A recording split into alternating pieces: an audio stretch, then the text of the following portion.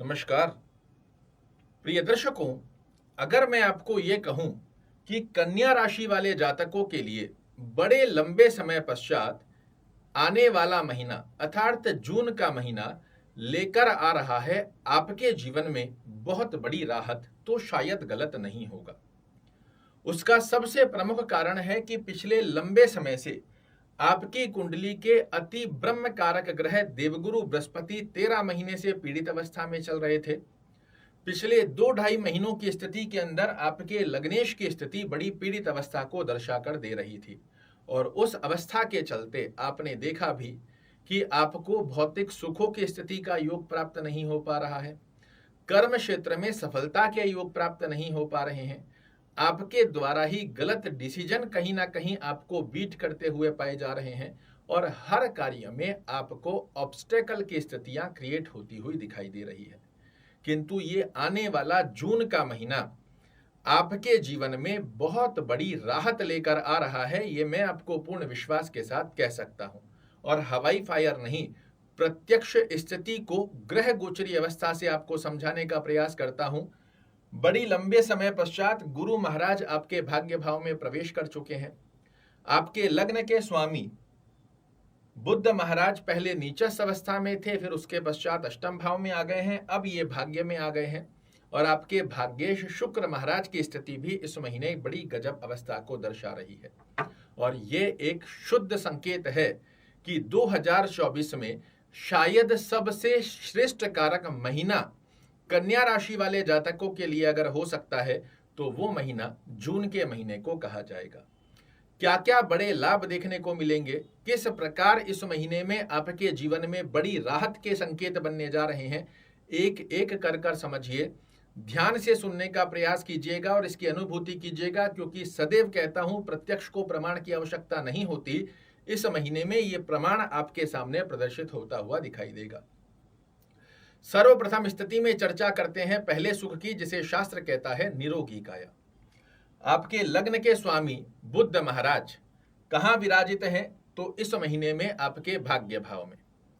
कब तक रहेंगे? तो 14 जून तक ही आपके भाग्य भाव में रहेंगे।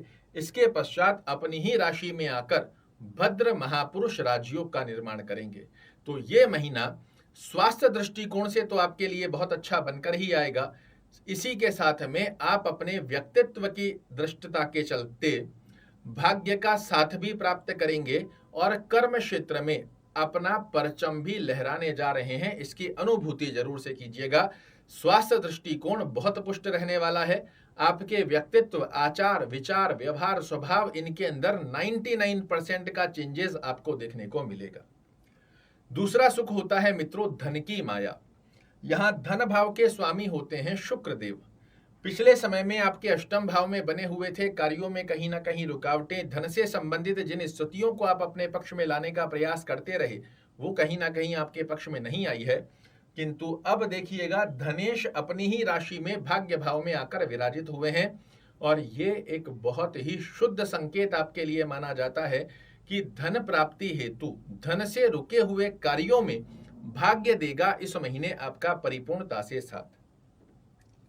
12 जून तक आपके धन भाव के स्वामी भाग्य भाव में रहेंगे, इसके पश्चात कर्म भाव में आ जाएंगे और ये दोनों ही अवस्था आपके लिए सर्वोपरि मानी जाएगी। कर्म क्षेत्र की स्थिति पर यदि चर्चा करते हैं तो कर्मेश होते हैं आपके बुध महाराज। कब तक आपके भाग्य में रहेंगे? तो 14 जून तक ये भाग्य भाव में है, उसके पश्चात कर्म भाव में आ जाएंगे और ये दोनों ही गतिविधियां कन्या राशि वाले जातकों के लिए बड़े लंबे समय के पश्चात श्रेष्ठ कारक स्थिति को दर्शा रही है। पिछले लंबे समय से आप मेहनत कर रहे थे, किंतु जब भी मेहनत के रिजल्ट की स्थितियों पर चर्चा हो रही थी वो आपके पक्ष में नहीं आकर खड़ी हो पाई। अब आप देखिएगा आपके कर्म क्षेत्र में इसी महीने में अर्थात जून के महीने में भाग्य भी साथ देगा और कर्म क्षेत्र में जो उपलब्धियां आप डिजर्व करते हो, जो उपलब्धि आप पाना चाह रहे हो, उसकी अवस्था का योग आपके पक्ष में अवश्य रूप से आकर खड़ा होगा। बात करें यदि भाग्य दृष्टिकोण की स्थिति क्या संकेत दे रही है, तो आपके भाग्येश भाग्य भाव में बने हुए हैं। 12 जून तक भाग्य में रहेंगे, इसके पश्चात कर्म भाव में चले जाएंगे और ये दोनों गतिविधियां इस महीने आपको अनुभूति अवश्य करा कर देगी कि भाग्य का साथ कहते किसको है। जहां हाथ डालोगे सफलता आपका कर रही होगी इंतजार। विद्या दृष्टिकोण पर यदि चर्चा करते हैं तो विद्या भाव के स्वामी शनि महाराज आपके षष्टम भाव में है, माफ कीजिएगा, षष्टम भाव में होने के चलते कंपटीशन जो विद्यार्थी कर रहे हैं, कंपटीशन की तैयारी कर रहे हैं, इनके लिए अच्छा है, किंतु सामान्य गति या हायर एजुकेशन जो आप कर रहे हो, इसमें आपको एक्स्ट्रा एफर्ट्स लगाने की आवश्यकता रहेगी। दाम्पत्य जीवन की स्थिति पर चर्चा करते हैं तो लंबे समय के पश्चात आपके स्पाउस हाउस के लॉर्ड देवगुरु बृहस्पति भाग्य में गए हैं। अब आपका भाग्य तो कार्य करेगा ही करेगा, साथ ही आप अपने पार्टनर के भाग्य के साथ भी जीवन में श्रेष्ठ सफलता को प्राप्त करो, इस प्रकार की अनुभूति भी आपको अवश्य रूप से देखने को मिलेगी। प्रेम संबंधों की गतिविधि पर थोड़ा सा आपको ओवर एक्सपेक्टेशन से बचना है, अन्यथा कहीं ना कहीं आपके रिलेशन के अंदर खटास देखने को मिल सकते हैं। यात्रा दृष्टिकोण पर यदि चर्चा करते हैं तो यात्रा भाव के स्वामी भाग्य भाव में बने हुए हैं। 15 जून को ये आपके कर्म भाव में आ जाएंगे और ये दोनों गतिविधियां एक श्रेष्ठ संकेत का निर्माण कर रही है कि जून के महीने में कन्या राशि वाले व्यक्ति यदि व्यापारिक यात्रा कर रहे हैं तो व्यापारिक यात्रा में श्रेष्ठ कारक सफलता का योग प्राप्त होगा। भौतिक सुखों को अर्जित करने वाली अपनी फैमिली के साथ यदि घूमने का प्लान कर रहे हैं, इसमें भी आप बहुत अच्छी यादगार मेमोरीज को अपने साथ लेकर आएंगे। शुभ दिवस की यदि चर्चा करते हैं तो कोई भी बड़ा कार्य कर रहे हैं जो आपके फाइनेंस को प्रभावित कर सकता है, आपके कर्म दृष्टिकोण को प्रभावित कर सकता है, तो मैं आपको सलाह दूंगा कोई भी बड़ा कार्य यदि आप कर रहे हो, बुधवार के दिन, गुरुवार के दिन और शुक्रवार के दिन कीजिए, आपकी सफलता की परसेंटेज में बहुत अधिक वृद्धि देखने को मिलेगी।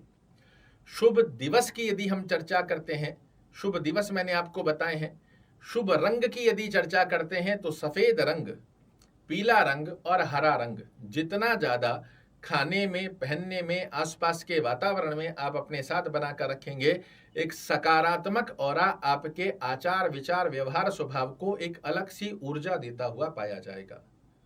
शुभ अंक की यदि हम चर्चा करते हैं तो 2, 3, 7 और 9 इनका टोटल में या फिर सिंगल डिजिट में कोई भी प्रयोजन यदि आप बनाते हो, कोई बड़ा कार्य कर रहे हो, इन अंकों का पालन करते हुए यदि उस बड़े कार्य को आप करते हो तो यही नंबर बन जाते हैं आपके लिए लकी चार्म।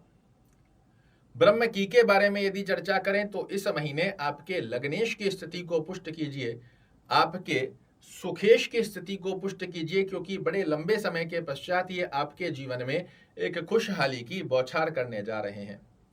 गणपति अथर्व शीर्ष का पाठ करना या सुनना, दोनों में से जो संभवत रहता है इसे फॉलो कीजिए। विष्णु सहस्त्र नाम का पाठ अगर करना संभव ना भी रहे तो इसे सुनिए जरूर से, सुनने मात्र से आपको बड़े अच्छे लाभ देखने को मिलते हैं। चलते फिरते ओम बुधाय नमः का जाप करना, ओम गुरुवे नमः का जाप करना इस महीने को निश्चित रूप से बना देगा आपके लिए यादगार। आशा करता हूं मेरे द्वारा दी गई ये जानकारी आपको पसंद आएगी। कल फिर से एक नई जानकारी लेकर आपके सामने उपस्थित होऊंगा, तब तक के लिए नमस्कार।